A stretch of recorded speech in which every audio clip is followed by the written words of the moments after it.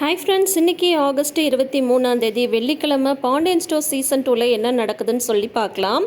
இப்போது கதிர் அவங்க ஃப்ரெண்டுக்கிட்ட ஃபோன் பேசிகிட்ருக்காங்க. அப்போ ராஜி உட்காடுறாங்க, அமைதியாக தூங்க போகிறாங்க. உடனே கதிர் கேட்குறாங்க, எப்போ பார்த்தாலும் எழுதுறது படிக்கிறதுன்னு ஏதாவது இருக்குன்னு சொல்லுவியே, நீ எதுவும் முடிக்கலையா அப்படின்னு சொல்லிட்டு கேட்குறாங்க. நான் எல்லாமே நேற்றே முடிச்சிட்டேன், இன்றைக்கி எதுவும் படிக்கிற வேலை இல்லை அப்படின்னு சொல்லிட்டு ராஜி சொல்ல, நான் தான் நிறைய காலேஜ் ஒர்க் பெண்டிங் வச்சுருக்கேன் அப்படின்னதும், என்ன பண்ணுறது, உனக்கு டைமே இல்லைல்ல, நான் வேணா உனக்கு எழுதி தரவா அப்படின்னு சொல்லி கேட்குறாங்க. அதெல்லாம் ஒன்றும் இல்லை, நானே பார்த்துக்கிறேன். அப்புறம் உங்ககிட்ட இன்னொரு விஷயம் கேட்கணுன்னே நினச்சேன் அப்படின்றாரு. என்ன அப்படின்னு ராஜி கேட்க, என் ஃப்ரெண்டு கவர்மெண்ட் எக்ஸாம் கோச்சிங்காக கேட்டிருந்தான். நீ போகிற இடம் ஃப்ரீ கோச்சிங் தானே, அங்கே என் ஃப்ரெண்டை விசாரிக்க சொல்லவா அப்படின்னு சொல்கிறாங்க. உடனே ராஜி சொல்கிறாங்க, ஐயோ இது என்னடா வம்பா போச்சு அப்படின்னு சொல்லிட்டு, ஃப்ரீ கோச்சிங் தான், ஆனால் அங்கே கேர்ள்ஸுக்கு மட்டும்தான் அப்படின்னு சொல்லிடுறாங்க ராஜி. உடனே கதிர் சொல்கிறாங்க, நான் அவன்கிட்ட ஃபுல்லாகவே சொல்லலைல்ல, நான் கேட்டது என் ஃப்ரெண்டோட தங்கச்சிக்கு, அந்த பொண்ணுக்கு தான். அவங்களும் தூரம்லாம் இல்லை, நம்ம வீட்டுக்கு பின்னாடி தான் இருக்காங்க.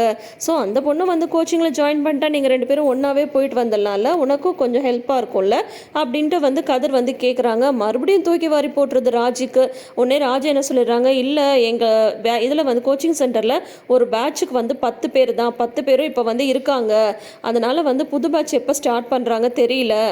ஸோ இப்போதைக்கு அங்கே வேக்கண்ட் இல்லை அப்படின்னு சொல்லிட்டு ராஜி சொல்ல, இருந்தாலும் கதிர் சொல்கிறாங்க, இருந்தாலும் நீ எதுக்கும் கேட்டுப்பாரு, என் ஃப்ரெண்டுனால தனியாக பணம் கட்டியெல்லாம் கோச்சிங்லாம் போக முடியாது, வேறு கோச்சிங் சென்டர்லலாம் பயங்கர காசு கேட்குறாங்களாம், உன்னால் முடிஞ்சால் நீ ஹெல்ப் பண்ணலாம்ல அப்படின்னு சொல்கிறாங்க.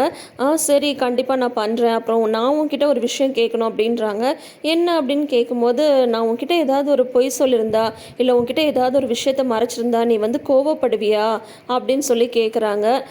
என்ன நீ திடீர்னு தூங்க போகிற டைமில் இப்படி ஒரு கேள்வி கேட்குற அப்படின்னு கேட்குறாங்க.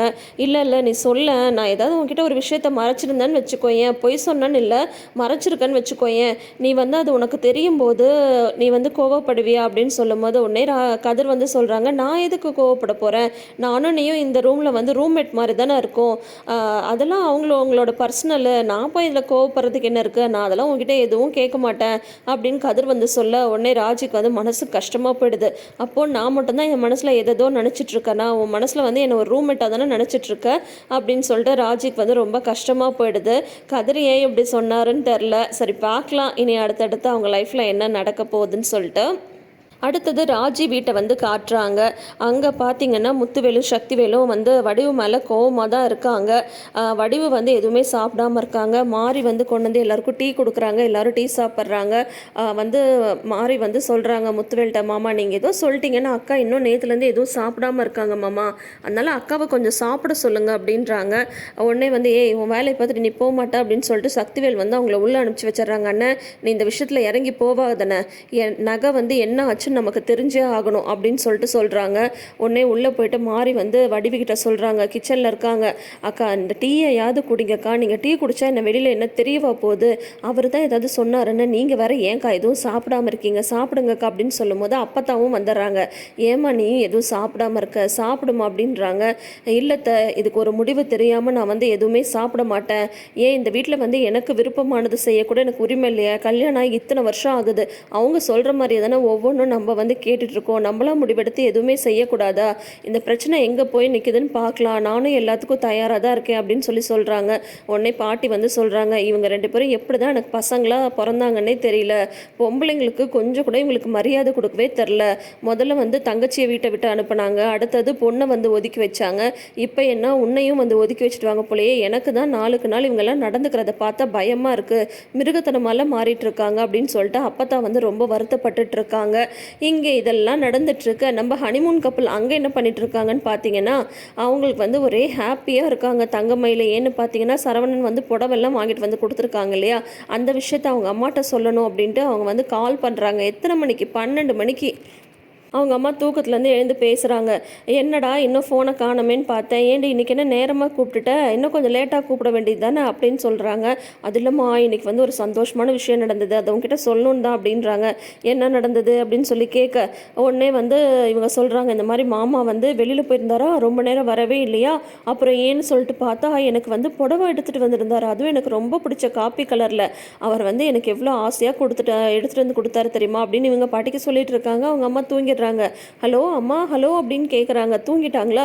இருக்கட்டும் இருக்கட்டும் நாளைக்கு வச்சுக்கிறேன் அப்படின்னு சொல்லிட்டு உடனே மயில் வந்து உள்ளே போயிடுறாங்க. அப்புறம் பார்த்து சரவணனே எழுந்து வந்துடுறாரு. என்ன மயில் அம்மாட்ட பேசிட்டு வந்தியா அப்படின்னதும், ஆமாம் மாமா ஏன் நீங்கள் தூங்கலையா அப்படின்னு சொல்லிட்டு கேட்குறாங்க. உடனே இல்லை தூங்கிட்டு தான் இருந்தேன், புரண்டு படுக்கும்போது பார்த்தேன், பக்கத்தில் நீ இல்லையா, அதுதான் உன்னை தேடிட்டு வந்தேன் அப்படின்னு சொல்கிறாங்க. சரிவா உள்ளே போகலாம் அப்படின்னது, ஏமாம்மா நம்ம கொஞ்ச நேரம் பேசிகிட்டு இருக்கலாமா, நாளைக்கு இந்நேரம்லாம் நம்ம வந்து ஊருக்கு போயிட்டுருப்போம்ல அப்படின்றாங்க. ஆமாம் அப்படின்னதும், ஏமாம்மா நான் உங்ககிட்ட ஏதாவது ஒரு விஷயத்த வந்து மறைச்சிருந்தாலோ இல்லை பொய் சொல்லியிருந்தாலோ நீங்கள் வந்து என் மேலே கோவப்படுவீங்களான்னு சொல்லிட்டு ராஜி கிட்ட அதே கேள்வியை வந்து இவங்க கேட்குறாங்க. ராஜி ஒரு சின்ன விஷயத்த மறைச்சிருக்காங்க, இவங்க ஒரு முழு பூசணிக்காயில் சோத்தில் மறைச்சிருக்காங்க.